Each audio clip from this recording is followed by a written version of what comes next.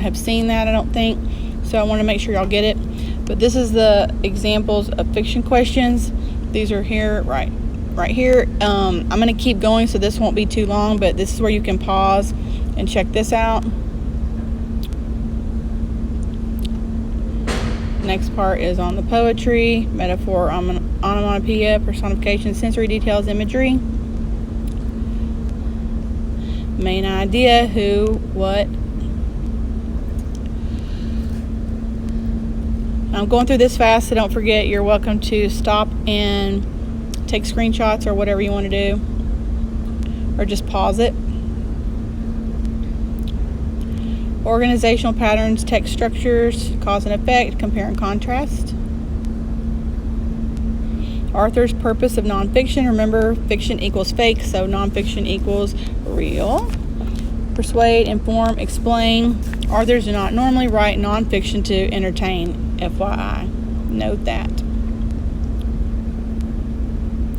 You're going to pass this test. Pace yourself. You have 4 hours to finish. You must have your answers bubbled in. This is based on, I guess, if you're doing this on paper, but y'all are going to be doing this online.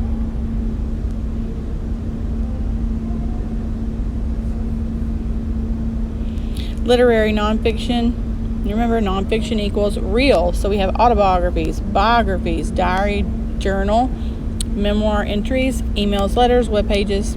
Make sure you hit these. Key terms. Organizational patterns and text structures. I don't know if I just said this or not. This might be a repeat. No, it's not. It's different. It's how the author organizes information in a text. Helps you better understand what you have read. So we've discussed these. You have description, sequence, problem, and solving. Don't forget to hit those. Author's purpose, is it to persuade, inform, entertain, explain? Go over those. BME strategy. Use the BME strategy when reading fictional stories. The strategy will help you to answer summary questions. It's basically, you're going to take the number of paragraphs and split them up into 3, though. Okay, and give each section equal number to divide it up, right?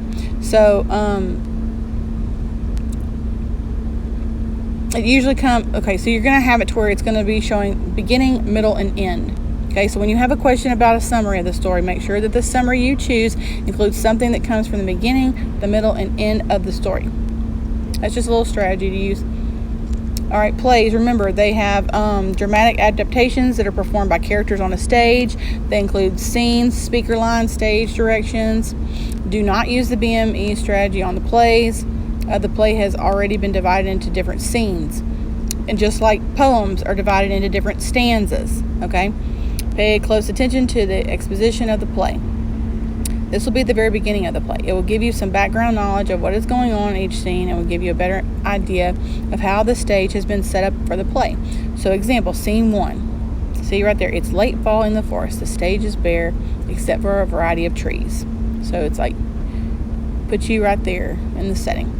Literary devices, go over these. Rhyming words, rhythm, imagery, alliteration, onomatopoeia, and repetition.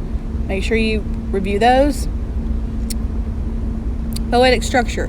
The message the poet wants the poem to have for the reader. Is it symbol, repetition, or tone? It's theme. What's the voice that talks to the reader? Is it the stanza, internal rhyme, end rhyme, or speaker? It's the speaker, guys. The voice that talks to the reader is the speaker. And if any of these don't sound familiar, stanzas or internal rhyme or end rhyme, you need to look those up. Search. A rhymed pair of lines. Is it a lyric, poetry, couplet, or end rhyme, or stanza? It's a couplet. Remember, think about a couple, a pair, 2 people, 2 little cute little couples. Okay. Topic sentence versus support sentence. Which of the following is a topic sentence and which is a supporting? This is just to give you an example. I wanted you to, read these and see if you can decide, okay, wait, what is the main topic? And then what are the ones that are supporting? Okay. When it says it also helps prevent chronic illness, like this last one, I can already tell you that's a supporting detail. Daily exercise has many benefits, both physical and mental. That to me would probably be the topic. But let's make sure. Read the last 2. See what you get. See, finally, that's not a main topic. Then if it says finally, that's a key right there. Studies show that exercise lowers blood pressure, controls weight, and speeds the metabolism. So those are all examples of the main topic, how daily exercise has many benefits, both physical and mental. These right here, physical aspects plus mental. Okay, so the first one that says final, the number 2 and number 3 are definitely supporting sentences, and number 1 is our topic winner right there, topic sentence. Number 1 is the topic. Y'all know this.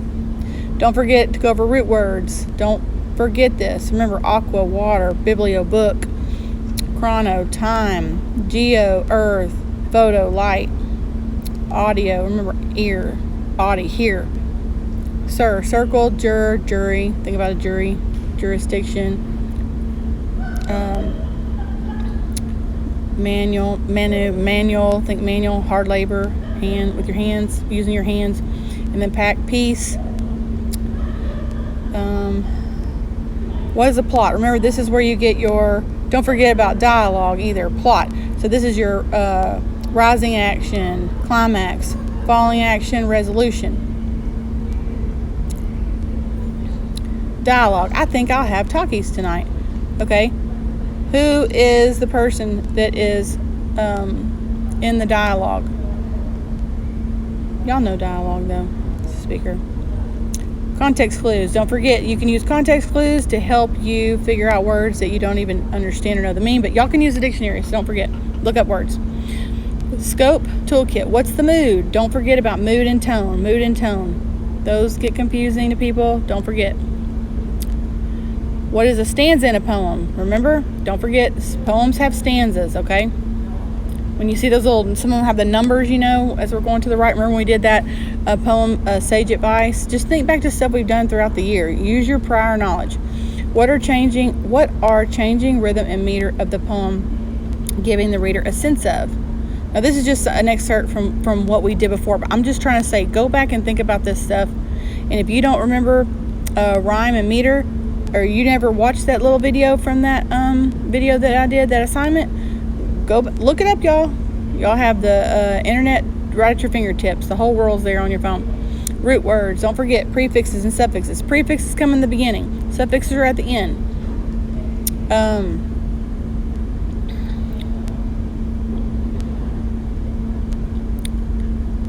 Main idea. What's the passage mostly about? We just went over that. And then the supporting details. Go back to that thing we just did about daily exercise and stuff. That's exactly what I just talked about. Facts and examples. Already did context clues. Don't forget elements of drama. Remember? Drama, acts, scenes, stage directions, dialogue.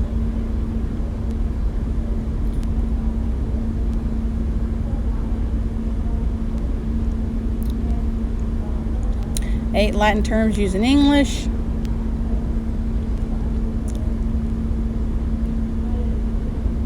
Oh, remember when given the question to answer, which is the best summary? Remember to go back to defensive reading, just like we were defensive driving. This can mean that there are many good choices, and you're going to have to pick the best one. You're going to have to use your critical thinking skills, use your ninja style skills. Don't forget, usually 2 of them you can X out, and the other 2 are going to be similar. Mood of the poem. Here's right here, rhythm and meter. This is whenever, if you were doing your assignments throughout the year, what I asked you to do, then you should have no problem with all of this. It's those of you that haven't done anything, well, I pray for y'all. Mood of the poem. This is the stuff you got to go back and listen to. Now you're going to have to look it up. All right. So,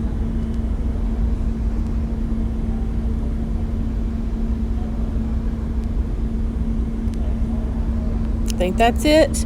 That's that in a nutshell. Screenshot stuff, whatever you need to do, make it work for you, okay? Love y'all. Good luck tomorrow.